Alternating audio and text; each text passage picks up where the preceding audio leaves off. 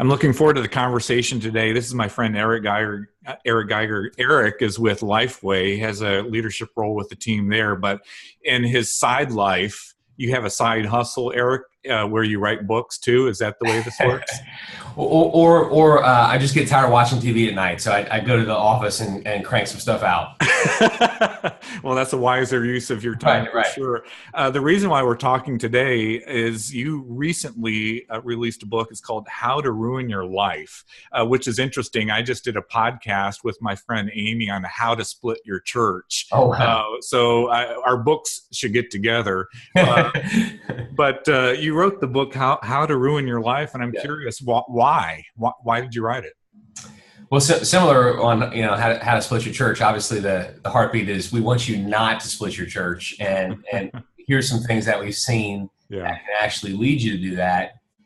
And so, same concept is we're seeing. It feels like, Tony, an epidemic of ministry leaders and regular people too, but in context of this conversation, of ministry leaders imploding and ruining their life. And so how to ruin your life, this is what's happening in people. And so hopefully you won't follow these patterns in your own life. Yeah, I appreciate, we're going to dive into some more specifics here, but let me just say up front, Eric, I appreciate your willingness to engage a tough topic. Yeah. And from a little bit about the Unstuck group, we're constantly working with churches about church health and ministry strategy and vision for the future. And we want churches to be healthy. Right. But the crazy thing, Eric, is we can do the best job we can do, and then the churches can do all they can do. And it doesn't matter if they have the best vision, the best ministry strategy in the world, if the leader isn't healthy. And so I really value your contribution here. I think it's going to be really helpful for church leaders. But you highlighted, it's been in the news. We've seen stories from Hollywood, politicians, church leaders haven't been exempt. There's a lot of fallout that's happening in leadership. And so the question I have for you, for the normal church leader out there, that we don't know their name, do some of the same warning signs and the same fallout, are they susceptible to some of the same things that we read about in the news? Absolutely. And when I first was working on the book, it takes a while for a book to happen.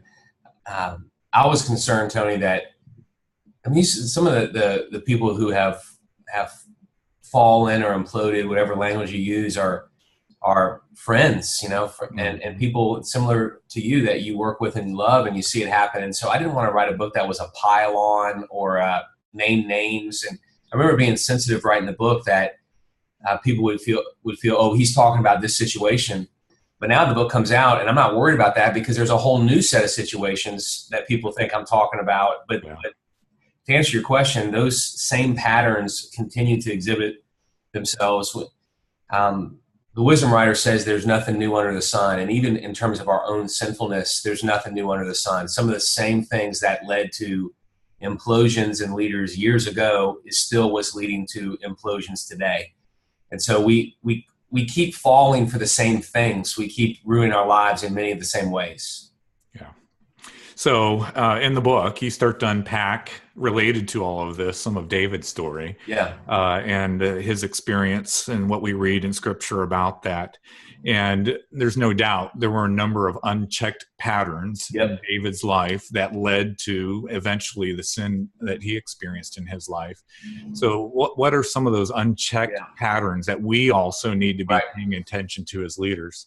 And the three that we see, there's at least three. The three I call out that you see in David's fall are ones I have had people who have come back after an implosion and have said some of the same exact words that we see in David's implosion. So first, he was isolated.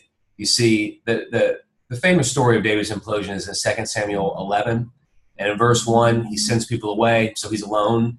He has people around him, but they aren't the people that would have held him accountable. They aren't the people that would have stopped him from the foolishness.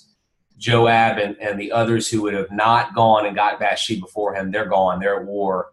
And so he's isolated. Oftentimes, leaders who fall, ministry leaders who fall, they get to a place where they feel no one understands me, no one gets me, no one knows the pressure I face. and they pull themselves away. Sometimes they do so to even protect their own hearts. They've been hurt. Somebody in the church has backstabbed them. Staff members have betrayed them. And so they feel community has been very risky for me, so I'm going to pull away. And I understand that community is risky. I've been hurt. We all have been hurt, but isolation is more risky. So David, number one, isolated. The second thing you see in David's heart in verse 2 is he was bored. So he gets up from his bed, walks the palace roof, and he's looking for something, anything.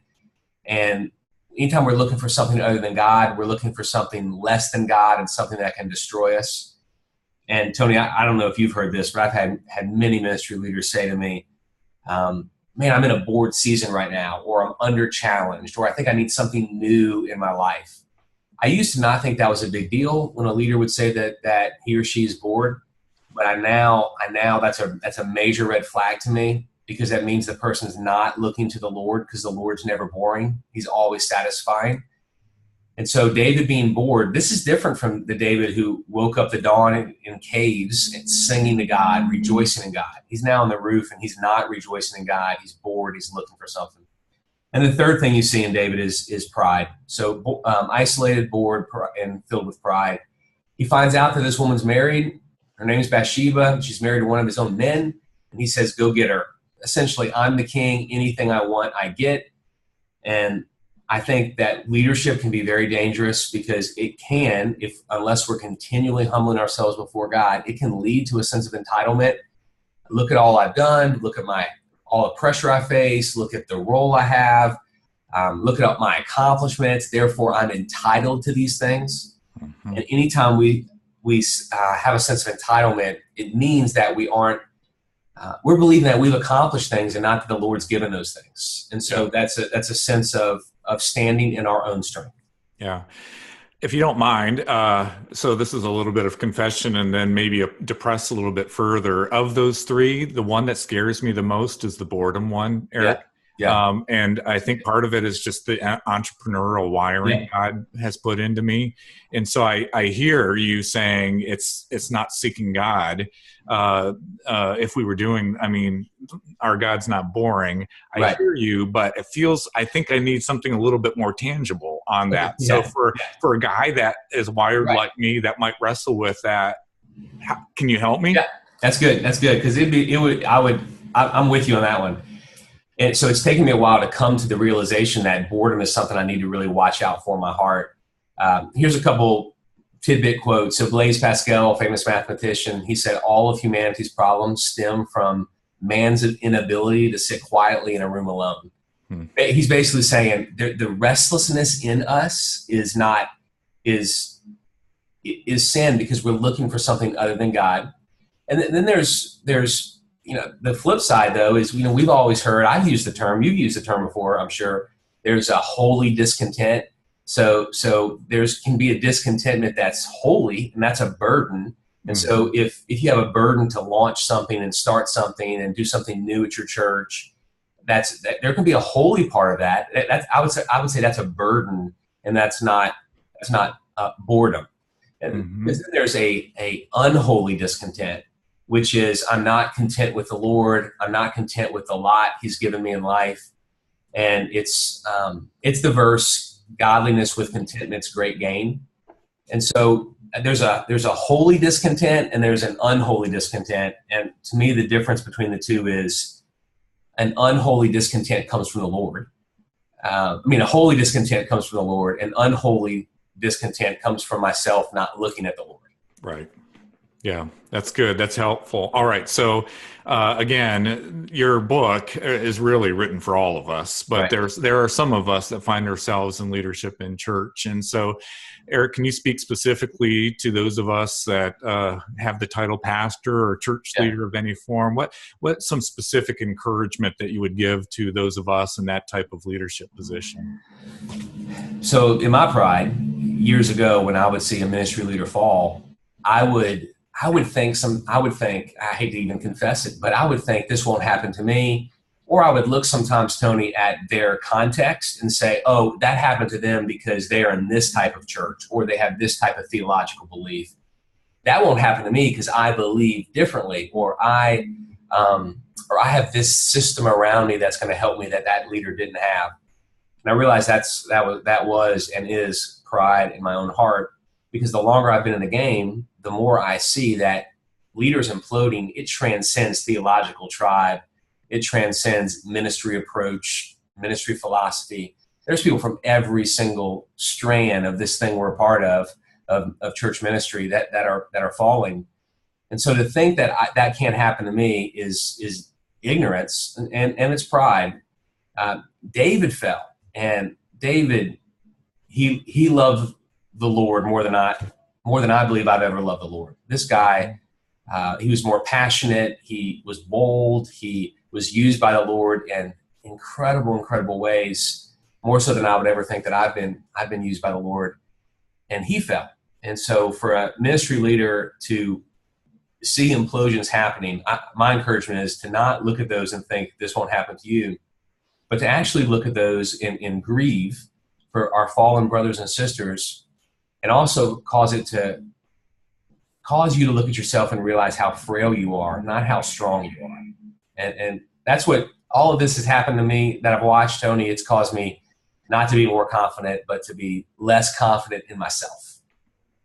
And that's a good place to be. So on that note, How to Ruin Your Life is the name of the book. I actually have it on my shelf here, but I have too many books around me to grab it real quick. You hear this from every author, and probably anybody that interviews an author. You want to pick up read this book, and then you should read it with your team and engage the conversation with your team. But really, for this topic, you ought to read the book and engage the conversation with your team. Read through the book together with your team. That would be wholly appropriate. Any other final thoughts, Eric? Man, I appreciate your heart for the pastors and ministry leaders you're serving. You're right. It's possible to grow. I hate this, but it's true. It's possible to grow a ministry while your heart grows cold. That's very true. To care for their hearts, Tony, I'm grateful for that, man. All right. Well, Eric, thank you for your book, and thank you for joining us today. Thanks, Tony.